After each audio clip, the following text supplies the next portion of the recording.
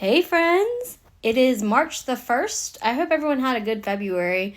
My February went by really quick, considering the fact that January lasted for 4 years.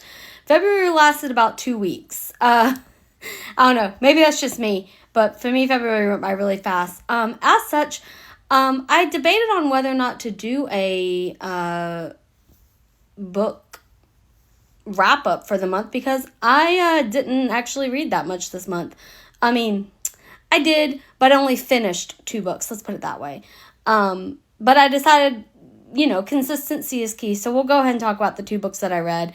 The first book, and I did actually DNF 2 books. I don't usually DNF books. Like, that's a thing for me. And I'm not gonna bash because it's not that they're bad books, they just weren't for me. And also, I'm an aspiring writer, and I don't want my books to be bashed on the internet. So I'm not going to do that to other people. Plus, they're published and I'm not. Go figure. So the first book I read was, and none of them were, okay, I'm just going to dive in. So the first book I read was this one. It's called Book Marketing for Authors by C.A. Price. I think he is a local author to me. This book I've been trying to read books about like the craft of writing and like the business side of writing because, as I said, I'm an aspiring writer.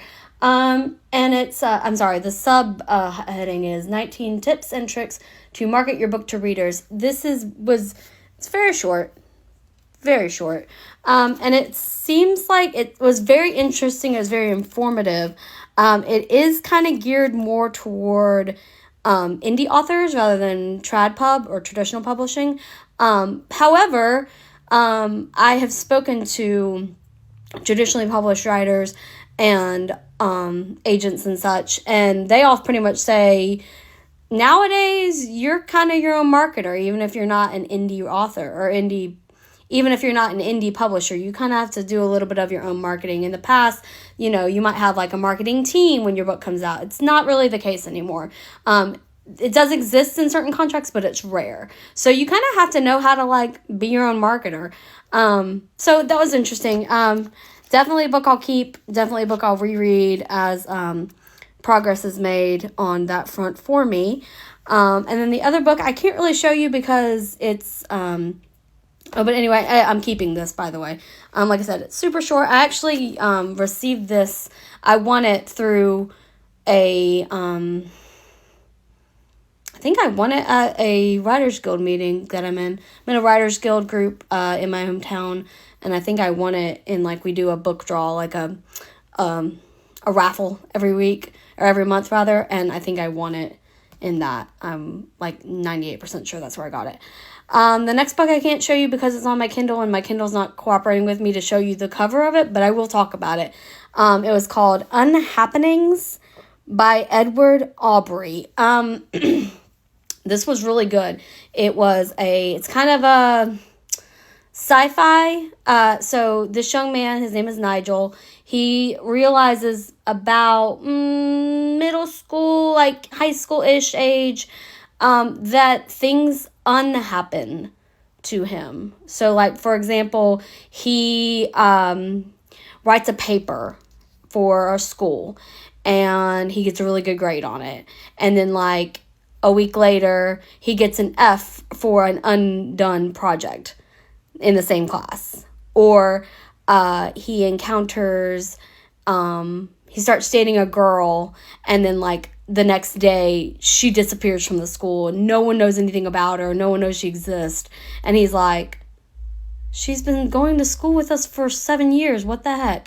And so he starts realizing that things unhappen to him, hence the name of the book. And he kind of spends his life trying to figure out, how do I fight this? What does this mean? What is it? So basically, as it turns out, he's a time traveler. And it was a very interesting story. It was kind of sad because of the way it ends, which I'm not going to give spoilers, but it was very good, very well written. And that was Unhappenings. I can't show it to you. My Kindle is acting weird. And yes, before you get on me, yes, I use a Kindle. Get over it. I think all reading is valid, whether you audiobook, whether you ebook, whether you physical copy book, whatever you decide to do, it's all valid. Just read stuff, guys. Don't take it too seriously. But yeah, that was an ebook that I got, Unhappenings by Edward Aubrey. Very good sci-fi, time travel-y. If you're into time travel, it's pretty good. And then I DNF'd 2 books, and I guess I can briefly talk about why I DNF them, I guess. So the first one I DNF'd, it's actually the first one I DNF'd of the year. It's called The Turquoise by Anya Seaton.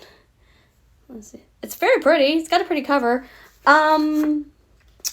This has been on my bookshelf for a while. I think I got this at like a used book sale maybe. I don't even remember. I've had it on my bookshelf for forever. And she's like acclaimed. Like don't get this twisted. Like I did some research into hers. Like she's got tons of books. This one just didn't do it for me.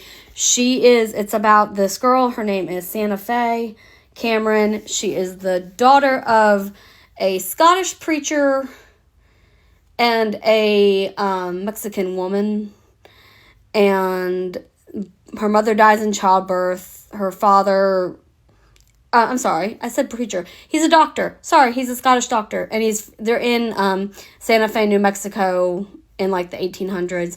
It's historical fiction. I love historical fiction.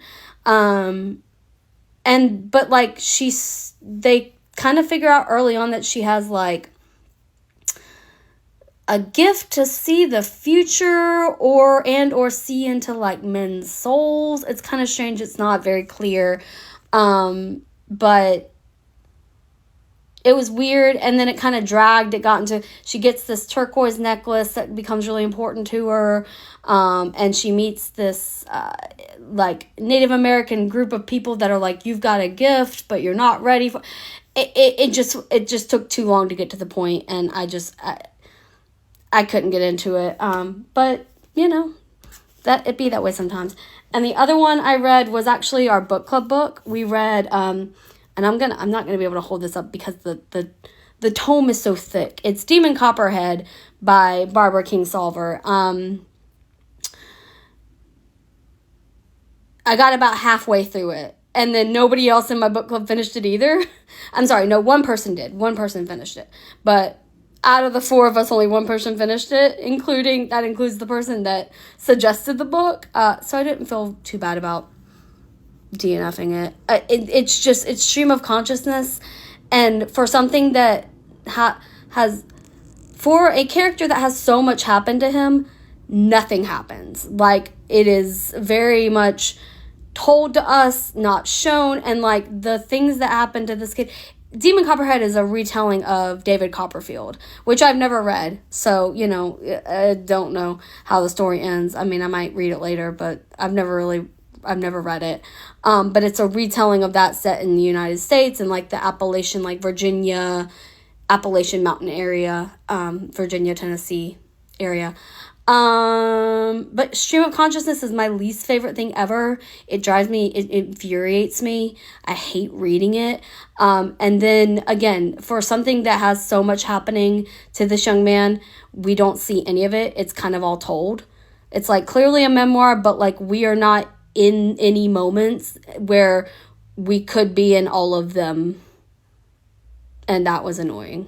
So also the edition that I have is large print, and that's not the fault of anybody's except for that's the version the library gave me, and it was like 800 and something pages. I can't do it for another 400 pages. I couldn't do it, so I DNF'd it.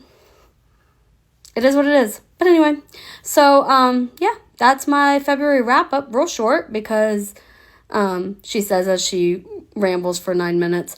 But yeah, real short. Didn't have a lot to say about any of them. Because I didn't read a lot this month. It's been a wild month, but February got busy and got away from me.